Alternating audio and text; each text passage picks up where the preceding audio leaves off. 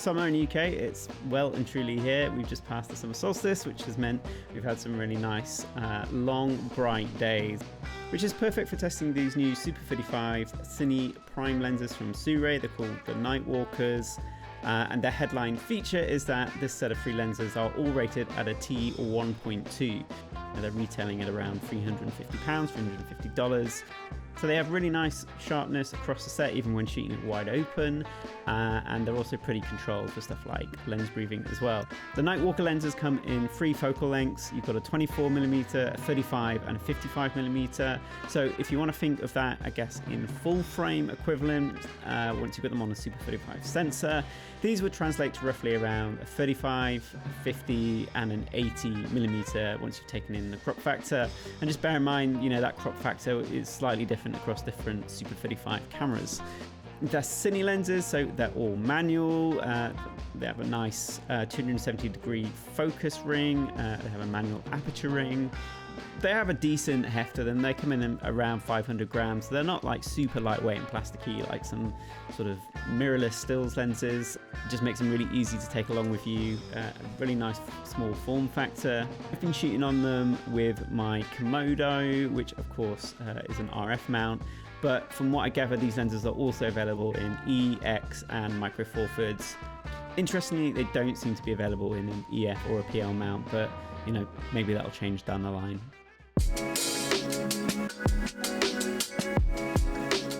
Shot some stuff whilst visiting some family up north and also out in the park one evening with some friends. Camera felt pretty nice and balanced. It allowed me to go shoot with a minimal setup on my Komodo, so I just had the outrigger handle, the lens, and then a variable ND on the front, and of course the battery. I didn't even use a monitor. I actually just pulled focus using the tiny screen on the Komodo, and remarkably, even with lenses that are T1.2, I managed to get most of it in focus. My first impressions were that these reminded me a little bit of my Vespids. They're sharp, they're sharp enough, I would say, but they're not clinically sharp or modern looking, like some other lenses like the Sigma Art Primes. So I'd say they have a really nice smoothness to them, warmth to them. The fall off into the out of focus areas is really subtle. It's smooth and creamy. I really liked how they rendered skin tones. In terms of sharpness, they're not going to win any awards, but I would say they're sharp enough. Eyes will pop out if you have them in focus and stuff like that. And anyone who follows my work on this channel, you'll know I prefer to push a more organic look, which I think these lenses really lean into. At T1.2, I was kind of expecting these lenses to look awful when shooting with them wide open, but they didn't. They're pretty well controlled actually, and they do retain decent sharpness even when wide open. They retain the contrast, nothing weird going on when you hit that higher T-stop, which I was impressed by. There is a little bit more ghosting and blooming from light sources that I did notice, but nothing that I would say is problematic. I actually quite liked how that looked.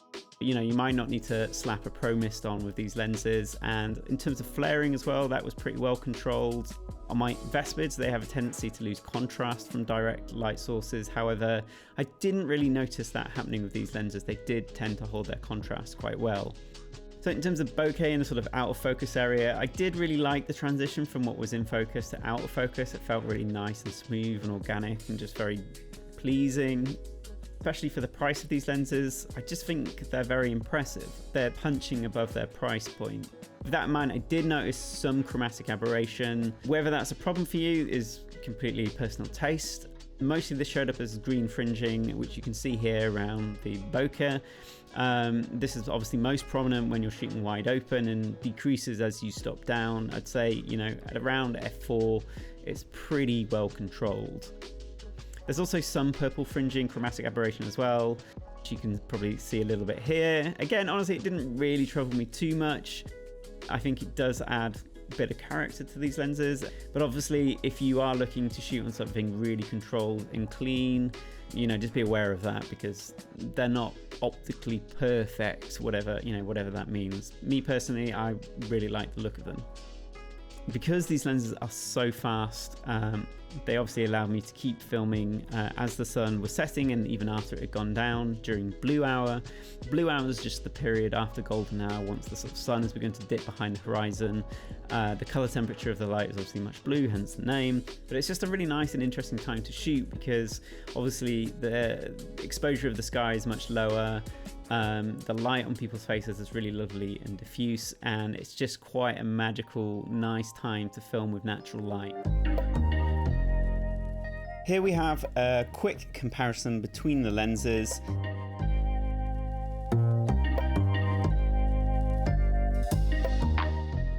One thing to bear in mind is the minimum focusing distance, which increases across the lenses. Even wide open, sharpness is pretty good. From the looks of it, the 24mm seems to run a little bit warmer or a little bit more towards the yellow end of the color spectrum. Fairly easy to fix in post.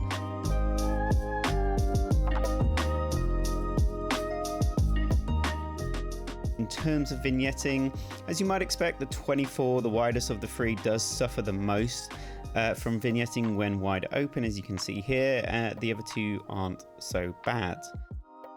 Now, I have mentioned the Vespids and made a bit of a comparison there. And what I mean by that is, you know, they're on the slightly sort of vintage, more character side of look when it comes to lenses, but I don't think these lenses do look identical to the Vespids. You know, they are quite distinct and have their own look. You know, the Vespids, I think, are maybe a bit sharper, perhaps. They do seem to have a bit more control over stuff like chromatic aberration over these. You can see on the side-by-side comparison here.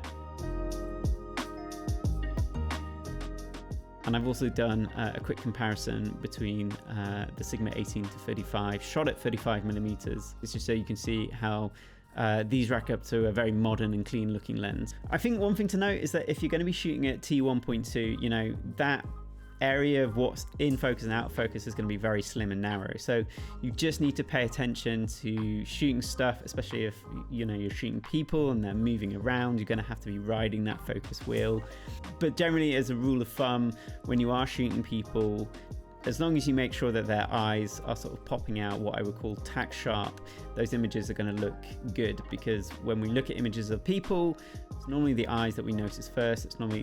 That's the part of the image that we're going to be looking at first. So if the eyes are out of focus, then it's just going to throw the rest of the image off. And you know, just because these are T1.2, it doesn't mean you have to shoot everything at T1.2. I think that's one of the mistakes that a lot of beginners make, is when they get a really fast prime lens, and because it is so fast, they assume that everything looks better when they shoot wide open. They're available in a black finish and also a gunmetal grey finish, which seems to be more expensive. I got the black, just, you know, classic black, can't really go wrong with it. Apart from that, mine came with a little carry pouch thing. You know, it's all right. And, you know, although they're small, they're built like Cine lenses, so they have a good heft to them. They have an all metal housing, which just, you know, helps them feel a bit more sturdy and reassuring when you're going to be chucking about on professional work. The focus ring has a nice 270-degree focus rotation, and that's the same across all the lenses. It's nice and smooth. I think maybe if I had one complaint, there could be a tad more friction on that focus ring. The aperture ring seems to be a lot tighter. That has a lot more friction on it compared to the focus ring. This is obviously just a sample version that they sent me, but I think, you know, perhaps they could just increase the friction on that a little bit. Because of their size, I found that the focus is obviously really easy to manage single-handed if you're going to pull focus by hand and not necessarily use a follow focus. I prefer to pull focus by hand, so I quite like that. The front filter thread is 67mm, which is obviously consistent across the set. That's super convenient because also the LUMIX S lenses that I also own have a 67mm filter thread.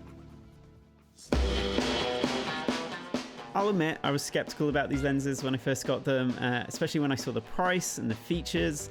I thought they'd be crazy soft, you know, and look awful wide open, and they didn't. They performed really well. I really like shooting on these smaller native RF lenses when I was working with my Komodo. It meant I didn't have to mess around bringing all my adapters. Relative to my Vespid lenses, you know, getting 3 of those in a bag for a trip or going out for a walk or even on a professional job, you know, that does begin to add a lot of weight and take up a lot of room.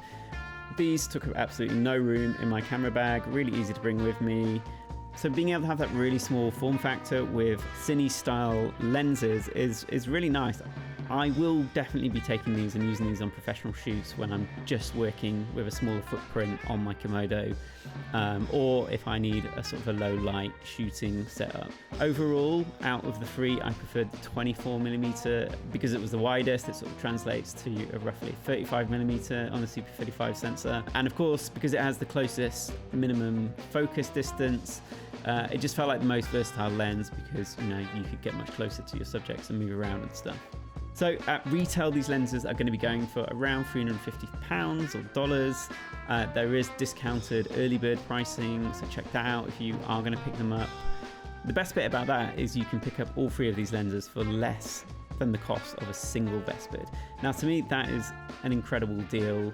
If you have, you know, invested a lot in a camera system like the C70 or the RED Komodo, and maybe you don't have much money left in the tank to pick up a set of lenses, these could be a really sensible investment to start off with and get you going. The free focal lengths are going to work really well for most conditions that you're filming in. You've got a wide, a mid, and a tight. I wish they'd brought out a wider focal length, maybe a 16mm or something like that. If you're interested in them, I rate them. They're a good deal for the price. They're not perfect, no lens is. Make sure you're on board with the way that they look. Make sure that that's right for the sort of work that you're going to do. And if you do get them, you know, have fun with them. I certainly did, and I'm going to hold on to these and I'm going to continue to have fun with them. So let me know what you think about these lenses in the comments down below. Please obviously give this video a like if you enjoyed it. It just really helps with the algorithm. I put a lot of time into these videos and I'm trying to grow this channel. So if you're not subscribed, please consider subscribing as well. But until next time, see ya.